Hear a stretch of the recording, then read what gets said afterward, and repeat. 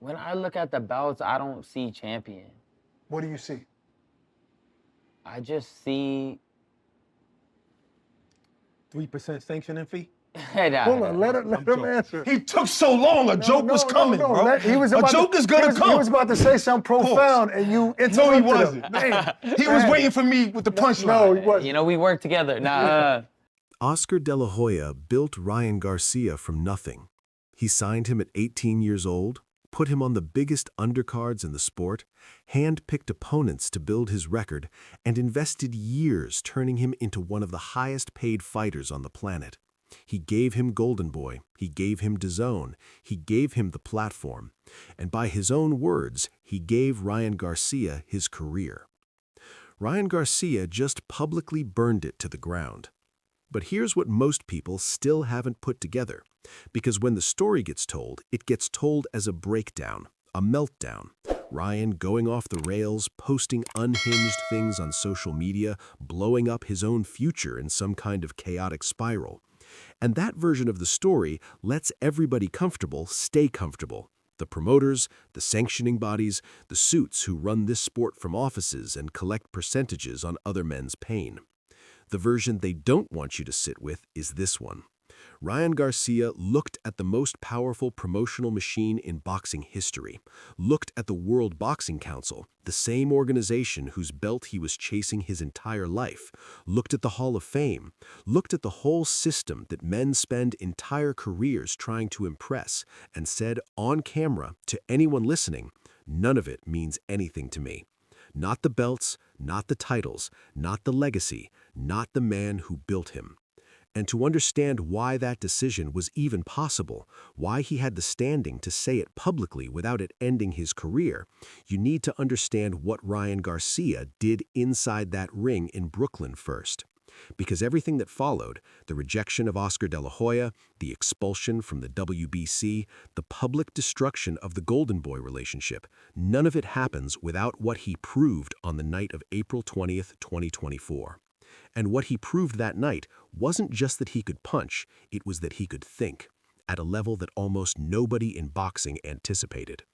Before we get into what Ryan walked away from, you need to hear how he walked into that fight. Because this wasn't chaos, this wasn't a man showing up and swinging, this was a surgical operation planned in precise detail. And here is Ryan Garcia breaking down exactly what he and his team built specifically to dismantle Devin Haney from the opening bell. Yeah, I mean, the game plan coming in on this fight was basically just not letting Devin Haney catch a rhythm. We knew which side he leans to most of the time, and our whole strategy was kind of catching him unexpectedly, because Devin Haney's a rhythm fighter. He likes to fight off a rhythm. So kind of never giving him a moment where he could catch that, you know. So for us, it was using movement, shooting shots, you know, at a different, you know, rate. Sometimes I'll throw him fast, sometimes I'll throw him slow. So keeping him off edge. And it worked beautiful. You know, Devin, he couldn't catch. Rhythm. That is the word. Devin Haney is one of the most technically precise fighters in boxing. He doesn't impose himself on a fight. He reads it, finds its rhythm, and then methodically picks you apart using that rhythm against you. Every trainer who has studied him knows it. Every camp that has faced him has tried to disrupt it and failed. Ryan Garcia's team didn't just identify it, they built an entire fight plan around denying it, varying the timing, mixing fast shots with slow shots, never letting Haney settle, never giving him the 2 seconds of repetition he needs to start firing. And the most ruthless part? It worked from the first 30 seconds. Now, the question the establishment wanted you to ask during the build-up was, is Ryan Garcia mentally stable enough to compete? The New York State Athletic Commission wanted a psychiatric evaluation. Tim Bradley went on television and said he didn't trust Ryan's psyche. Every pundit, every analyst, every broadcaster was focused on the circus, on the tweets, on the conspiracy posts, on whether the man who was supposed to walk into that ring had already lost his mind in the weeks before he got there. Nobody was asking whether Ryan had actually prepared a masterclass. No, I just see that it's fabricated, you know, a lot of the times. Rollies is a champion once. Who'd he fight? You got all these people that are all of a sudden champions. To me, they don't mean shit. When you beat somebody like a Devin Haney, I feel like a champion. No, You know, when I understand. Hold on one I second, though. understand. There's a video of you Yes. talking years ago. You were a young kid. I got the video. I never put it out, Okay. but I got the video, and it's you saying, "Man, this belt right here, the WBC is." I must have been When at the you beat WBC somebody headquarters. like Devin Haney, I think that's when I feel like a champion. Let that sentence breathe for a moment, because Ryan Garcia is not talking about a belt. He is not talking about a sanctioning body's certification. He is talking about the act itself, the proof in the ring, in front of the world, against a man who had never lost, who everyone told you was unbeatable. And his point is this: if the belts were proof of anything real, then the people handing them out would matter. But they don't hand them out based on who actually beats who. They hand them out based on who pays the sanction fee, who follows the mandatory rankings, who plays the game correctly. Ryan Garcia beat Devin Haney 3 times to the canvas. The belt stayed with Haney because Ryan missed weight. And Ryan Garcia looked at that entire system and said, "I already know what I am. You don't get to tell me." But let's make sure we are being precise here, because there are people who will watch this and say Ryan Garcia got lucky, that Haney underestimated him, that the weight cut affected the outcome.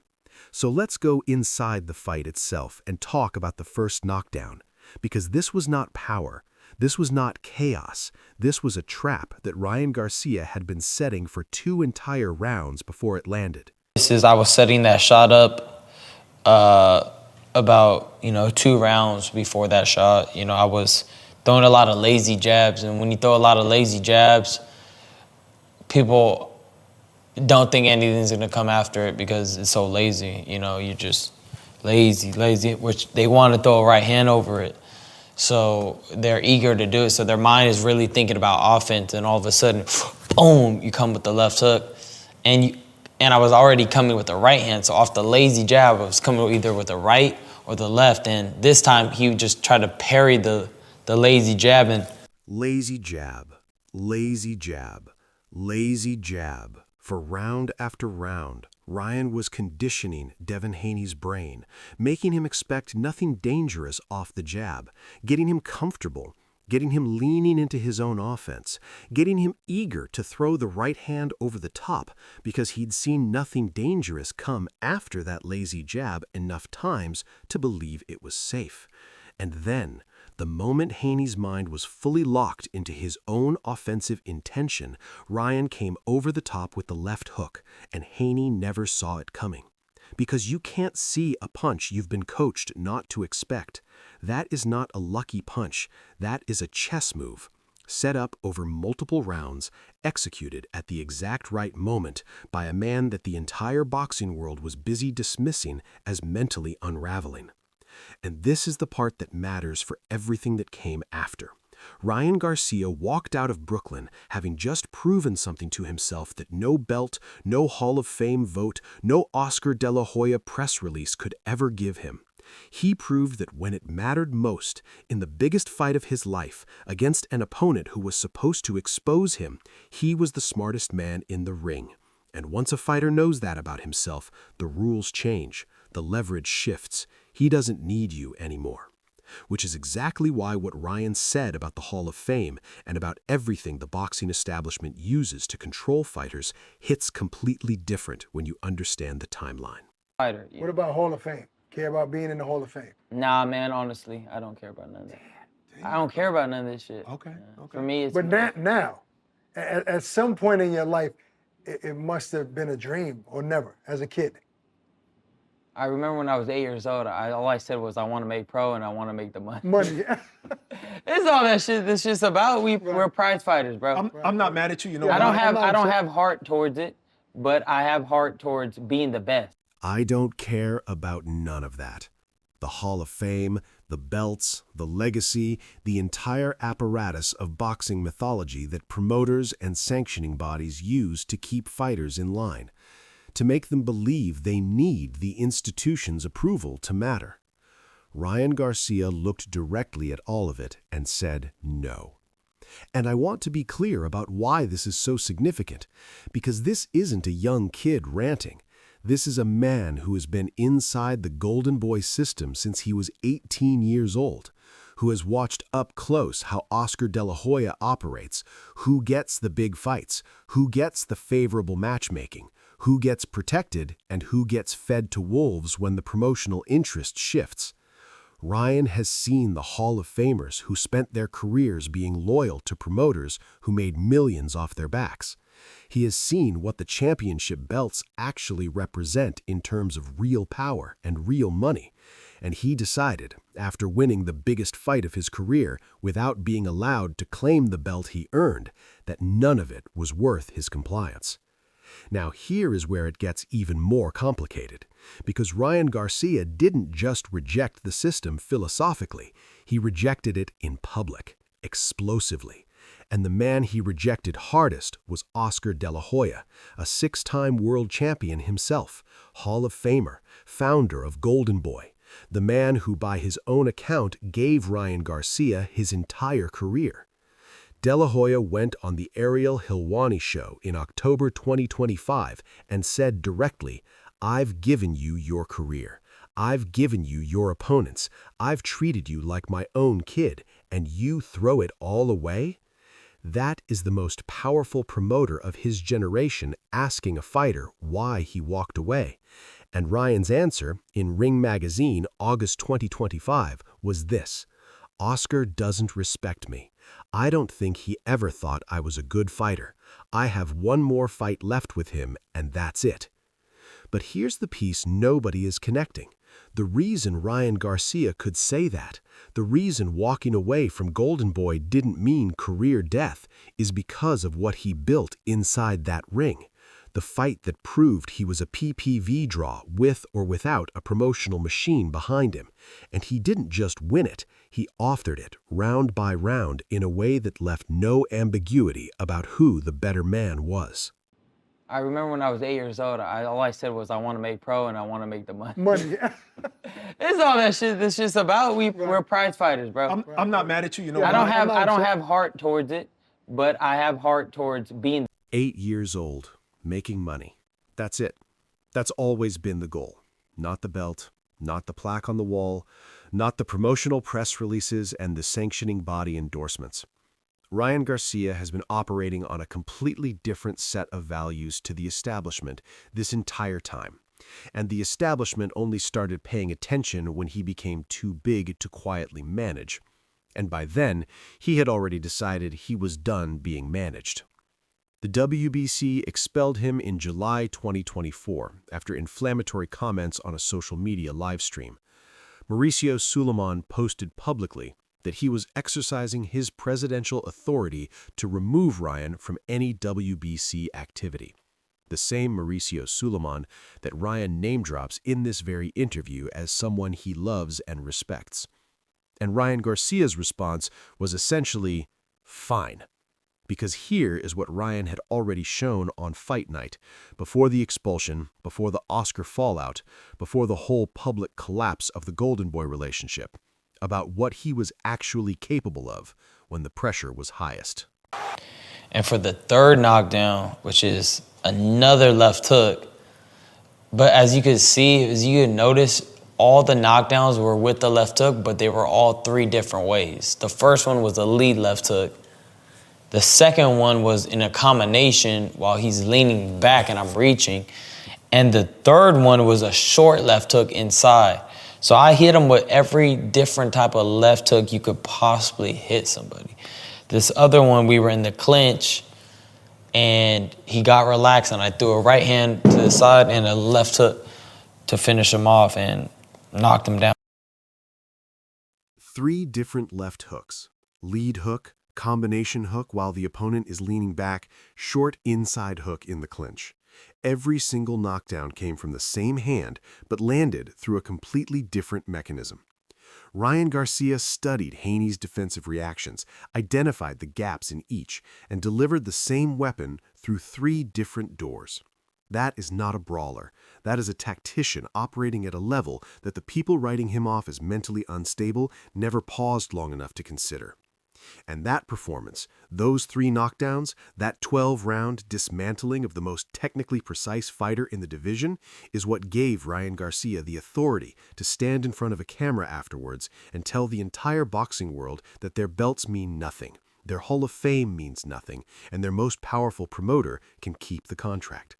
Because what's the leverage Oscar De La Hoya actually has over a fighter who just proved he can generate $50 million on his own name? What's the WBC going to do to a man who publicly said he doesn't want their belt?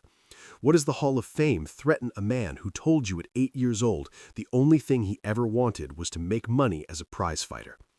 The answer, and this is what makes the boxing establishment genuinely uncomfortable, is nothing. They have nothing. The whole system only works on fighters who need it. And Ryan Garcia, after April 20th, 2024, stopped needing it. And for the third knockdown, which is another left hook, but as you could see, as you could notice, all the knockdowns were with the left hook, but they were all 3 different ways. The first one was a lead left hook. The second one was in a combination while he's leaning back and I'm reaching. And the third one was a short left hook inside. So I hit him with every different type of left hook you could possibly hit somebody. This other one, we were in the clinch, and he got relaxed, and I threw a right hand to the side and a left hook to finish him off and knocked him down. From round 7 onward, Devin Haney was just trying to survive. The man with the belt, the undefeated champion, the fighter who was supposed to expose Ryan as mentally fragile and physically shot, he spent the second half of the fight trying to make it to the final bell. And Ryan Garcia watched that happen in real time, watched a man who the entire sport had placed above him desperately cling on, and came out the other side of it knowing something that no title shot, no Hall of Fame ballot, no Golden Boy contract could have told him. He knew he was the best man in that ring, and he knew it without needing anyone's permission. Which brings us to where this all ends up. Because after the Barrios fight in February 2026, which Ryan won to claim the WBC welterweight title, reports immediately surfaced that he was signaling free agency, that the Barrios fight was likely his last under the Golden Boy banner, that he was positioning himself as an independent operator in a sport that has always been controlled by a handful of powerful men who decide who fights who, when, and for how much. And the fight wish list he laid out, Teofimo, Tank again, Shakur, Terence Crawford, that's not a managed fighter's schedule. That's a man deciding for himself what legacy actually looks like when you define it on your own terms. I think from the 7th round, after that, it was just Devin Haney trying to survive, to be honest. Teofimo Lopez, Tank Davis rematch, Shakur Stevenson, Terence Crawford. That is a list of fights that would define any fighter's legacy. And Ryan Garcia is naming them not because a promoter told him to, not because a sanctioning body's mandatory rankings forced his hand, but because those are the fights he genuinely wants, the fights that would tell him something about himself. And that is the fundamental difference between the way Ryan Garcia thinks about his career and the way the boxing establishment wants him to think about it. They want compliance. They want fighters who chase the belt, follow the rankings, fight who they're told to fight, and collect the percentages that get skimmed off the top at every level. Ryan Garcia wants to fight the best men available and find out the truth. Those two things are incompatible, and Ryan shows the truth. Oscar De La Hoya gave Ryan Garcia his career, and Ryan Garcia used it to build enough power to walk away from Oscar De La Hoya. The WBC gave Ryan Garcia its platform, and Ryan Garcia used it to publicly call their belt a 3% sanction fee. The Hall of Fame represents the highest recognition boxing's institution can offer a fighter, and Ryan Garcia said at 26 years old he doesn't care about any of it. That is not a breakdown. That is a man who figured out the game, played it long enough to not need it anymore, and then said so out loud. Most people watched the chaos and missed the clarity. I've always said it. So I still want to fight Teofimo because I felt like you know, we were seen as the four kings, and I want to be the Right. first one to complete it. You know, I fought Tank, fought Devin. Now I'm gonna fight Teofimo. Wow. I want to fight Tank again. Yeah. Want to fight Tank again. And then, you know, the middle fights that I'm gonna have to do, because sometimes you can't get them right away. I do want to fight Shakur because that's somebody I've, you know, had a competition with since the amateurs. And you know, I feel like he's rising up as well. I don't Terrence know. Crawford. I remember Terrence you Crawford. threw Want to his fight name it. I out want to there. fight Terrence Crawford. One of the funnest fights he's ever had. Iconic moments from start to finish. That's how Ryan Garcia describes the night he dismantled an undefeated champion, exposed an entire sanctioning body's belt system as theater, generated enough leverage to walk away from the most powerful promoter in the sport, and positioned himself as the one fighter in boxing right now with nothing left to prove to the machine. Everything about where this goes next, the free agency, the big fight negotiations, whether Tank actually runs it back, points to one conclusion. Ryan Garcia is not the story the establishment wants to tell. He is the story they cannot control. And those fights, Teofimo, Crawford, Shakur, if they happen without Golden Boy, without the WBC rankings forcing the hand, purely because Ryan Garcia decided he wanted them, that is when this chapter gets really interesting. That video is right here. Drop a comment. Do you think Ryan Garcia is boxing's most dangerous free agent right now? Or is walking away from Golden Boy the move that ends his shot at a real legacy?